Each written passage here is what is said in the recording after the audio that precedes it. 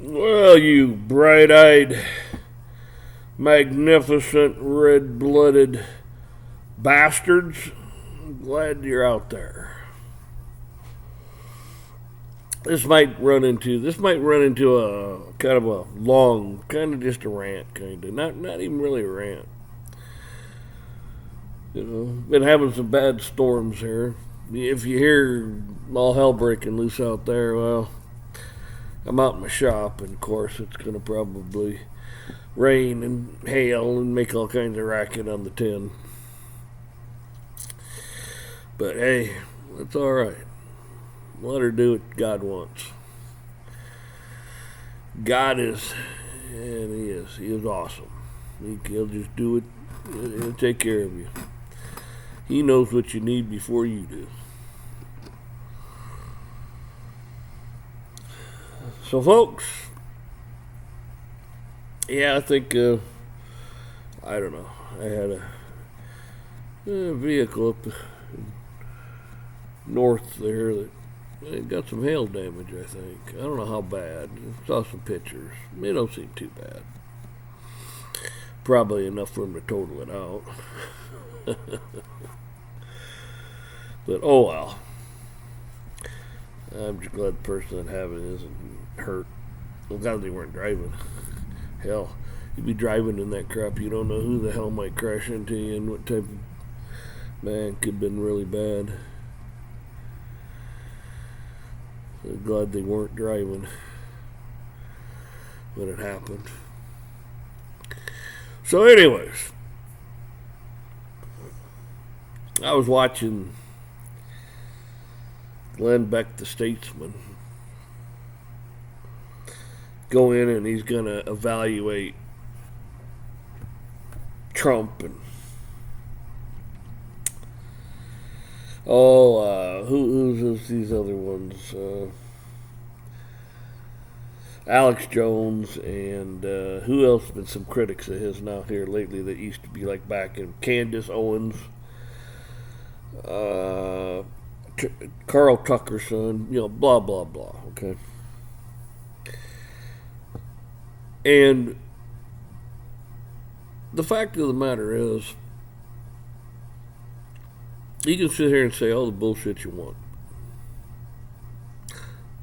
All of them can. Not going to change the outcome. Not going to change the president's mind. Not going to change his generals' minds. They're going to go out and do what they feel they need to do. It's the way it is. Now, God, on the other hand, he can do anything he wants, and he can... There's possibilities you ain't even thought of that God knows and God can do.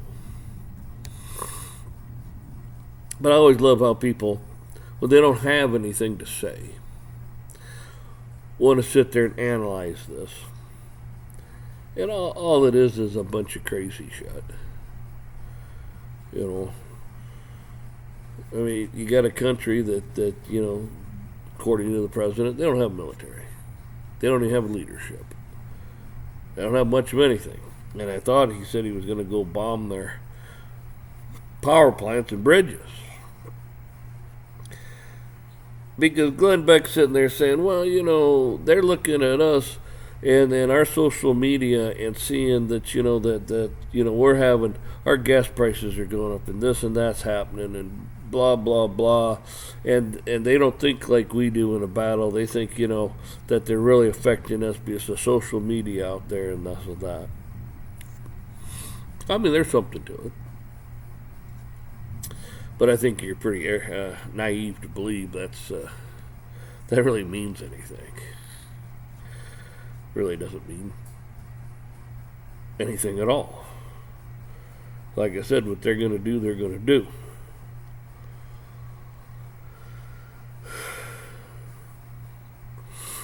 I mean, if you wanted to end this quick, yeah, you'd have to take out their power plants.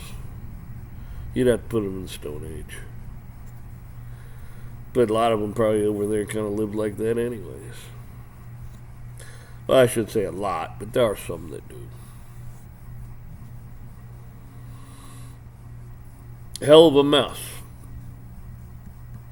You know, what's interesting about that is you're president of the United States. I don't care who you are. You're president.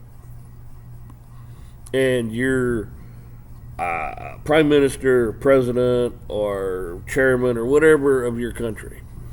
Head guy, top dog. Female, male, doesn't matter. And you go and you meet these people.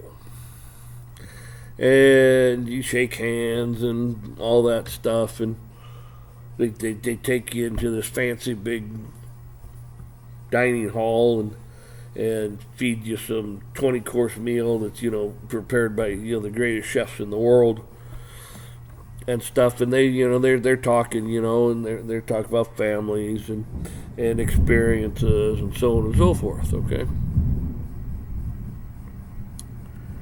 And then what gets me is it leads to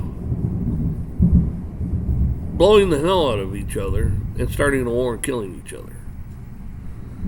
You would think with some kind of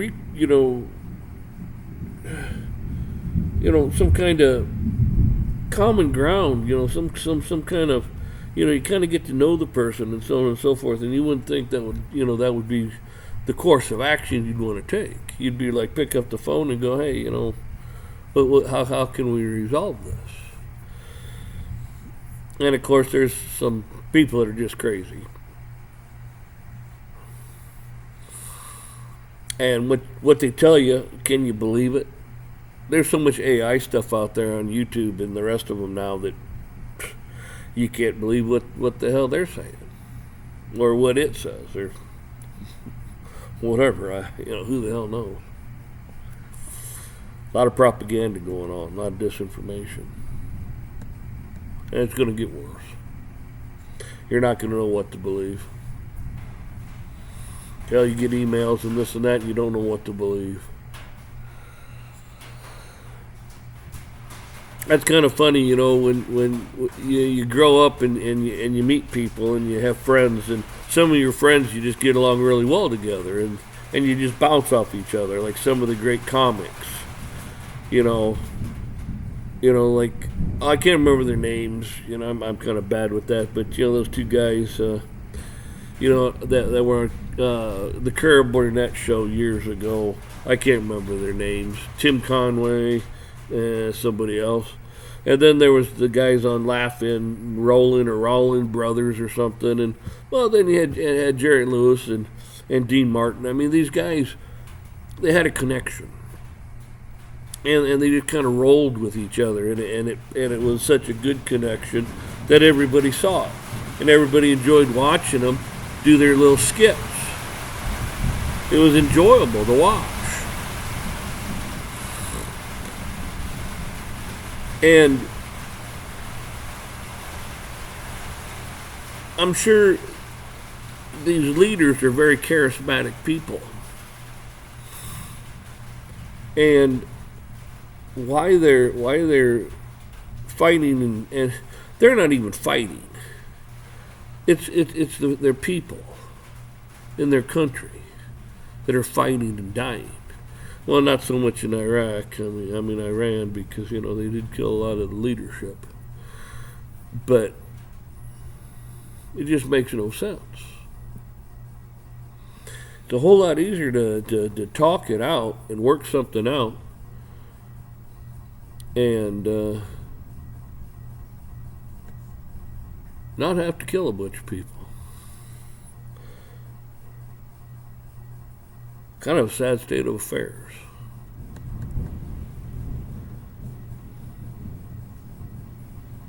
I mean, it's nice to have a military that is potent, but it's a hell of a way to have to start and end things.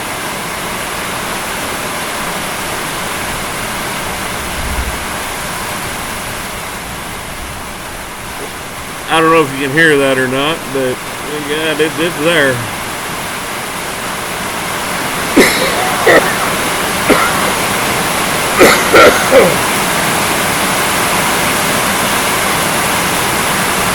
Well, Y'all have a good one. Maybe it's going to quiet down for a second here. I don't know.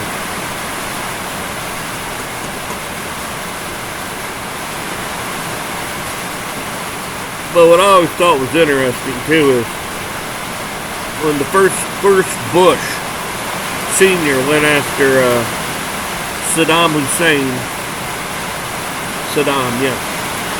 in Iraq.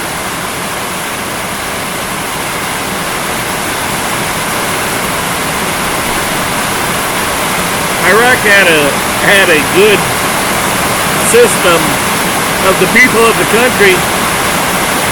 Gas was like a nickel a gallon or something.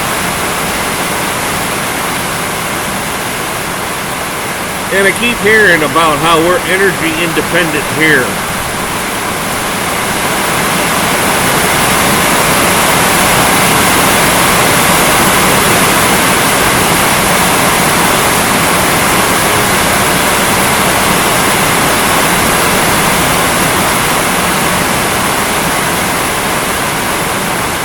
You know, you would think it's just, I mean, it's really pouring outside, right? You walk outside and it's raining, but it's not like anything significant. It just sounds worse than it really is.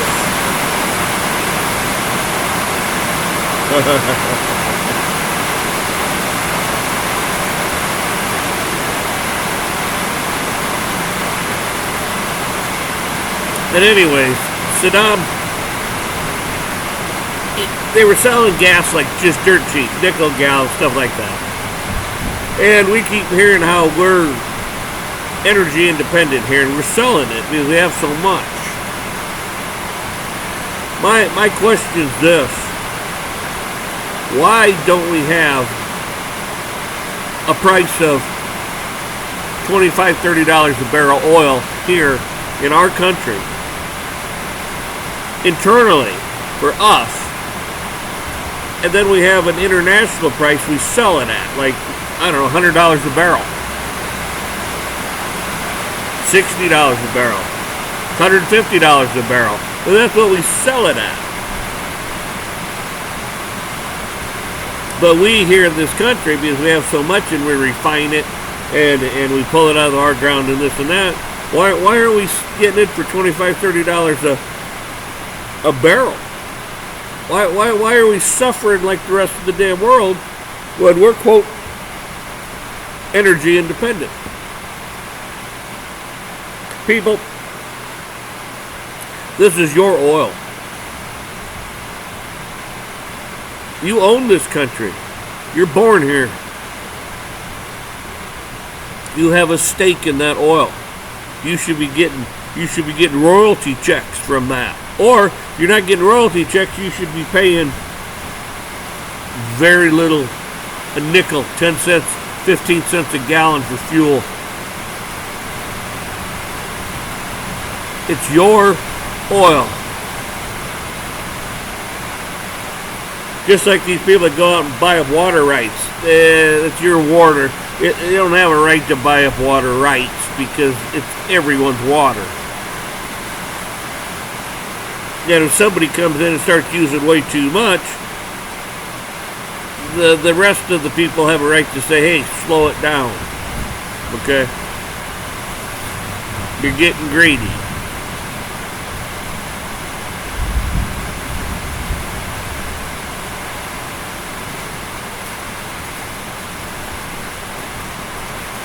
So yeah, folks, sounds like it's going to stay pretty steady here, so I'll let you go, and you have a good evening, and man, even a better tomorrow.